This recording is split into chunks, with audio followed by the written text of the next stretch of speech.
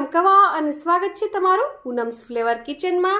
શિયાળામાં લીલા શાક અને ભાજીઓ ખાઈ ખાઈને કંટાળી ગયા છો તો આજે બનાવો એક નવીન શાક, પાટણનું ફેમસ શીંગ ભજીયાનું શાક। ભજીયાનું શાક બનાવવા માટે મેં અહીંયા ગેસ ઉપર એક કડાઈ મૂકી દીધી છે। કડાઈમાં મેં 2 મોટા ચમચા એટલે કે 2 ટેબલસ્પૂન ઓઇલ નાખ્યું છે। ઓઇલ આપણું ગરમ થઈ ગયું છે। હવે આપણે એની અંદર નાખીશું રાઈ અને જીરું। 5 ચમચી રાઈ છે અને 5 ચમચી છે જીરું। રાઈ અને જીરું આપણા સરસ ફૂટે એટલે આપણે એની અંદર નાખીશું 1 ચપટી હિંગ અને મીઠા લીમડાના પાન લીધા છે મેં 8 થી 10 અને 7 થી 8 કળી લસણ લીધું છે અને આ બધું સરસ આપણે સાતરી લઈશું। લસણ સતરાઈ જાય એટલે આપણે એની અંદર નાખીશું ડુંગળી। 100 ગ્રામ ડુંગળી છે, 3 મીડિયમ સાઈઝની અને આને પણ આપણે થોડી સાતરી લેશું ગોલ્ડન બ્રાઉન કલરની થાય ત્યાં સુધી। સૂકી ડુંગળી થોડીક સતળાઈ જાય એટલે આપણે એની અંદર નાખીશું થોડી લીલી ડુંગળી। 2 મોટી ચમચી ભરીને છે। તમારી પાસે લીલી ડુંગળી ન હોય તો તમે નહીં નાખો તો ચાલશે, સ્કીપ કરી શકો છો। અને આમાં લીલા મરચાની પેસ્ટ પણ નખાતી હોય છે, મેં નથી નાખી।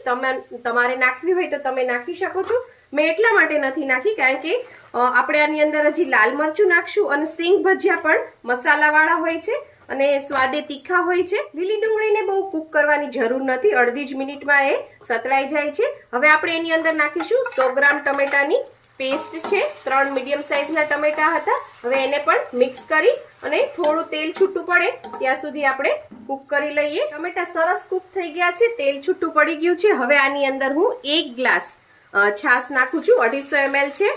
છાશ ઘાટી છે અને ખાટી બહુ નથી લેવાની, નહીતર શાક છે એ ખાટું થઈ જશે। તમારી પાસે છાશ ન હોય, દહીં હોય તો 2-3 ચમચી દહીંનું ઘોળું કરીને પણ તમે આમાં નાખી શકો છો। ઘોળવું ઘાટું હોય તો થોડુંક પાણી નાખવાનું અને છાશ નાખ્યા પછી તરત જ આપણે આની અંદર મસાલા કરી દેવાના છે।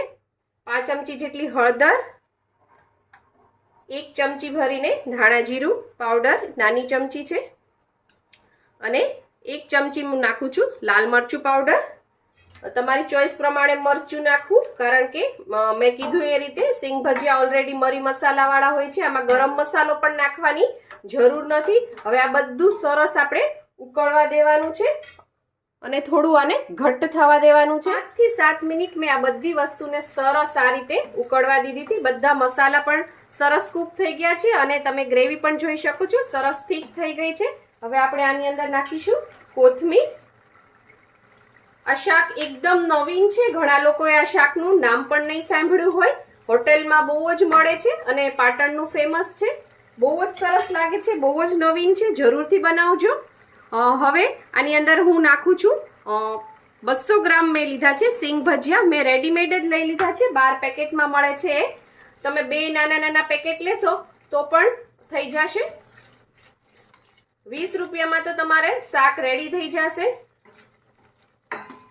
બધા મરી મસાલા છાશ બધું તો તમારા ઘરમાં હોય જ છે।